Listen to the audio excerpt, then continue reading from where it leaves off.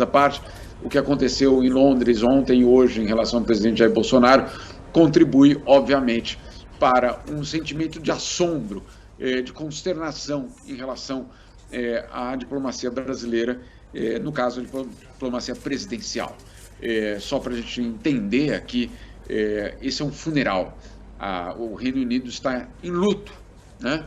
E não é um momento, inclusive houve uma espécie de um protocolo, não um protocolo escrito, mas foi transmitido basicamente às diversas delegações que, claro, não era um momento de fazer negociações diplomáticas, acordos, anúncios de pacotes ou qualquer tipo de ato político, que esse era um funeral da Rainha Elizabeth II.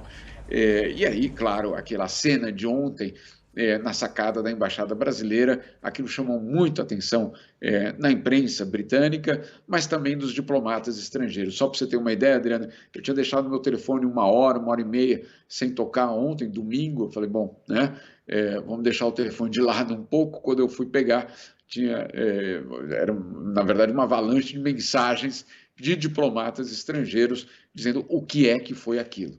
Então, para você ter uma ideia que, claro, essa atitude do presidente não foi bem vista. Sobre Nova York, que é o próximo passo, vocês já anteciparam em Cutulho também, é verdade, existe um rascunho de um texto que já está sendo trabalhado, finalizado, na verdade, ele deve ser finalizado, inclusive, hoje pela noite, e nesse discurso, o Brasil, na verdade, o presidente Jair Bolsonaro precisa equilibrar duas coisas. Um é uma mensagem para o mundo, mas outra, claro, é o fato de que ele está usando, ele já usou Londres como ato de campanha e vai usar e quer usar a tribuna da ONU também como palanque político.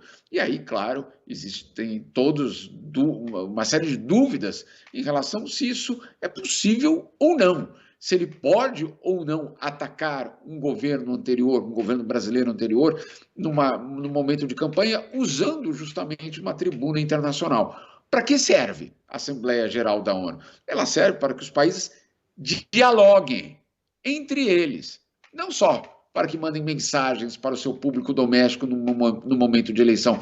Todos sabem, Adriana, e isso é a realidade mundial, de que sim, esses políticos sobem à tribuna da ONU também para falar com o seu próprio público, certamente, mas essa não pode ser a prioridade de uma Assembleia Geral das Nações Unidas, que tem como tema a guerra na Ucrânia, a questão da educação, a questão da fome e a retomada, obviamente, do crescimento econômico, não pelo crescimento econômico em si, mas para gerar justamente espaço para o desenvolvimento social no pós-pandemia. Agora, esses deveriam ser os temas principais de Bolsonaro.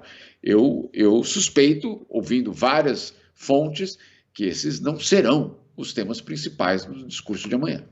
E a gente sabe, Jamil, que como há reeleição no Brasil, isso provoca, de alguma forma, uma confusão entre o papel do governante que está exercendo o cargo porque foi eleito para aquele cargo e a pessoa que está como candidato concorrendo a uma reeleição. Então, esse papel se mistura muitas vezes. E é até natural que isso aconteça em função da gente ter aprovado pelo Congresso Nacional a reeleição. Agora, tudo tem limite.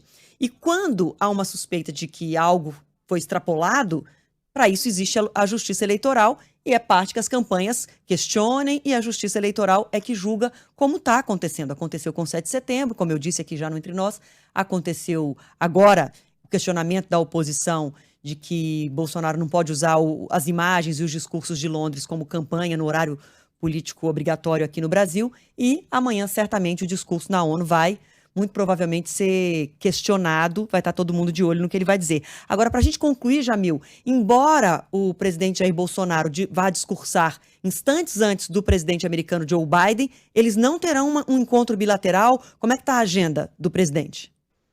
Não, a agenda do presidente Jair Bolsonaro não é uma agenda da política externa brasileira do interesse nacional. É uma agenda dos movimentos de extrema-direita e ultraconservadores do mundo. Portanto, o presidente Jair Bolsonaro não vai se reunir com aqueles países que mais interessam em termos de geopolítica, em termos de comércio, em termos de investimentos para o mercado brasileiro, para o interesse nacional. Não. As reuniões que ele terá serão reuniões com líderes da extrema-direita e ultraconservadores no mundo. E aí vamos lá à lista dos países: Guatemala, Equador, Sérvia e Polônia. Nada contra esses países, Adriana, Fábio, mas são países irrelevantes para a política externa brasileira. E aí, a pergunta que fica é, se você faz uma viagem ao exterior, você tem a possibilidade de encontrar líderes do mundo inteiro, e a lista que você faz é justamente de países irrelevantes, insisto, isso não é uma crítica aos países, eu estou falando em termos de política externa, do papel que esses países assumem para a política externa brasileira, para o comércio brasileiro, para o fluxo de investimentos no Brasil. Esses países basicamente não existem nas prioridades da política externa brasileira. Muito bem, por que então perder tanto tempo apenas com esses países? Há uma resposta muito simples. Esses países representam líderes do movimento ultraconservador e da extrema-direita mundial. Só para você ter uma ideia de quem são essas pessoas. Adriana, no caso do presidente da Sérvia, ele foi o ministro da informação simplesmente de Milosevic. Milosevic, claro, presidente sérvio no final dos anos 90, que chegou a ir à Haia, ele acabou morrendo antes do julgamento final, mas acusado de crimes de guerra e crimes contra a humanidade. O presidente atual da Sérvia foi basicamente o braço direito, em termos de comunicação, desse presidente sérvio acusado de crimes de guerra. O presidente da Polônia, Andrzej Duda, questionado na União Europeia, não é questionado pela imprensa, é questionado pelos órgãos oficiais da União Europeia por atacar o judiciário na Polônia. Não sei se você lembra de algum outro presidente que também ataca o judiciário. Eu conheço um, pelo menos. Né? E aí você tem outros exemplos também na Guatemala, Equador, enfim, é uma agenda que não atende o interesse nacional, é uma agenda que atende ao interesse da extrema-direita mundial.